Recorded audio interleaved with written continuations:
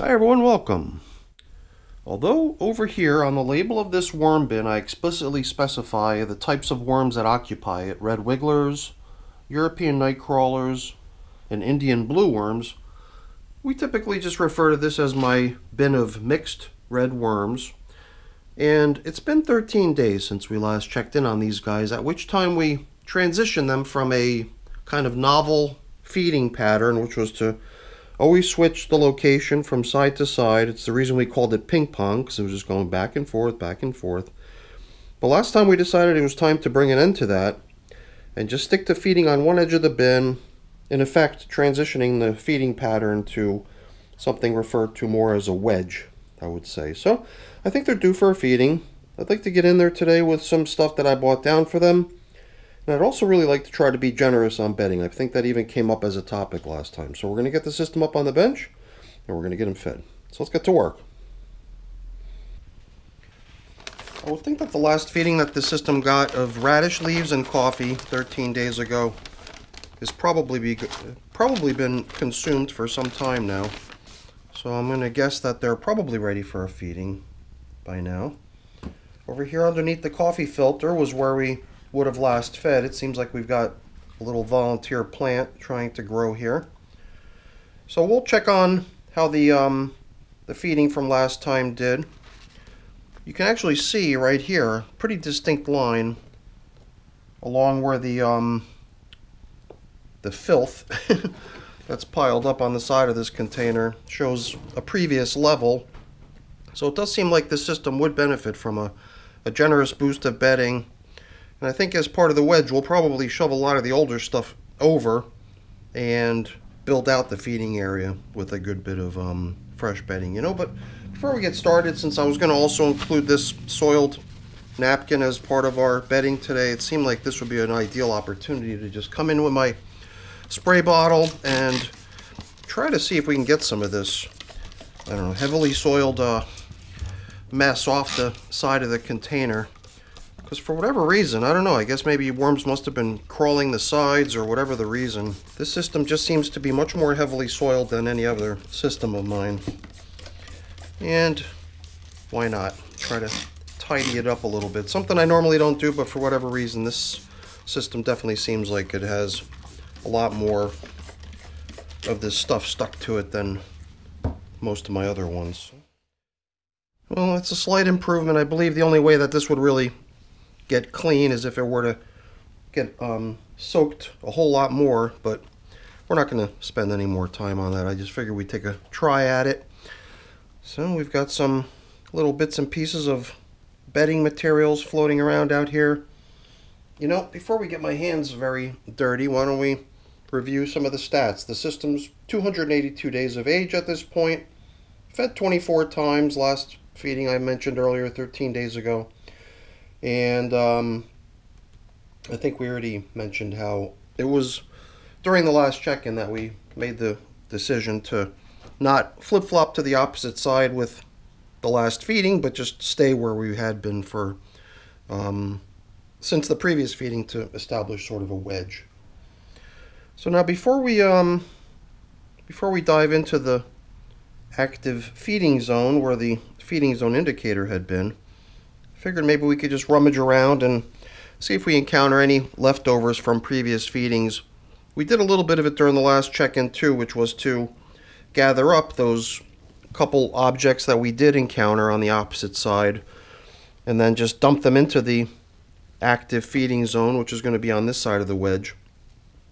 And I figured maybe we could do a little bit more of that here today. I'm surprised how damp and muddy the material is in here. So I'm just going to set this feeding zone indicator over here as a place to put some of the things that I find along the way. This, I believe, might actually be a portion of a stem of a asparagus. Asparagus? No. Brussels sprout plant. I believe the majority of the plant was already positioned over into the feeding zone last time because we found the larger chunks, but little bits of it are going to be here and there and likely to get encountered along the way. And there's a good many worms hanging out over here on the far side opposite of where the most recent feeding was put into the system. Let's see, I was actually fiddling around earlier with a chunk of what I believe was the seed from an avocado, and I should have already taken that too and added it to our little collection of leftovers to be placed over into the feeding zone. Here it is. I'm not sure if this is the same piece I was fiddling with earlier. One thing I sometimes can't resist trying is to see if I can break one of these things to see if it's softened up enough yet to permit itself to be busted open. But sometimes it takes a little while for that to happen. And I guess it's probably a good thing that there's a good bit of moisture down low, because it'll keep the worms over on that side of the bin, continuing to work down leftovers rather than seeing them all mob over to where the most recent feeding was. Although over on the Plant Obsessed channel, if you've not checked out that channel, it's a really good similar worm farming channel to mine, where there is a very, very large system that gets managed over there, and it's always in a perpetual wedge, constantly getting fed on one side of the system and always having the worked over and finished materials harvested from the opposite edge. And over there, it seems like the worms don't abandon the work to be done on the nearly finished stuff. They do seem to stay put in the stuff and work it down to get it ready for harvest. So I probably don't need to worry too much about the worms abandoning any remaining work that needs to be done on the far edge of the bin opposite of where we're feeding. But I think we should just continue on here, sort of tilling through the material over here. We're not really attempting to hit some sort of, perfectly cleared out material over here with all the leftovers removed. It just seems sensible to pick them out when we encounter them, especially the larger chunks, so that the stuff that does remain out here will just be smaller residue of past feedings, and that would probably make it a little bit easier for the worms to be able to break down the last of it, leaving only castings over on that side. And here and there I still feel like I'm bumping into maybe the shell of a avocado or whatever that might be. But we are making our way gradually across the system over to where the radish and coffee had been fed 13 days ago. Like I said before, I seriously doubt we're going to see any leftovers of that, but we are going to probably see some of the leftovers of some of the larger, more obvious things that we've already consolidated and moved over to that side. I think we had a gourd. I think I already mentioned the Brussels sprout stalk. Those things can all continue to get worked over where we're actively feeding, where we're going to be continuing to try to drive worm traffic to.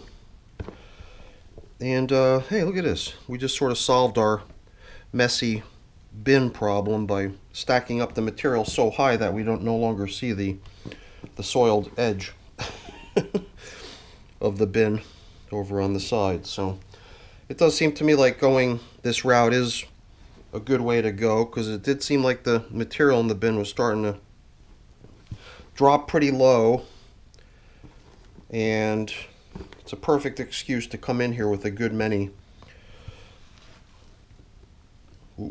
bits of bedding to build out the feeding zone. Oop, I just heard the gourd snap off a little chunk of itself. There is a couple holes, so here's one of the holes already. Somehow I always feel like I want to try to shake the material out of these things, and then the worms always manage to just find their way back into it and fill it back up with castings. But it seems like if we shake out what's going on in here, maybe some food bits from each feeding can make their way in there and kind of spur on more worm activity. But I am being kind of rough, and I don't want to break that thing up too much, although I probably should, It's not about maintaining foodstuffs in your worm bins. It's more about seeing the stuff eventually get broken down by the worms. So Attempts at keeping the stuff around indefinitely are a little bit foolish, because that's definitely not the name of the game when it comes to worm composting.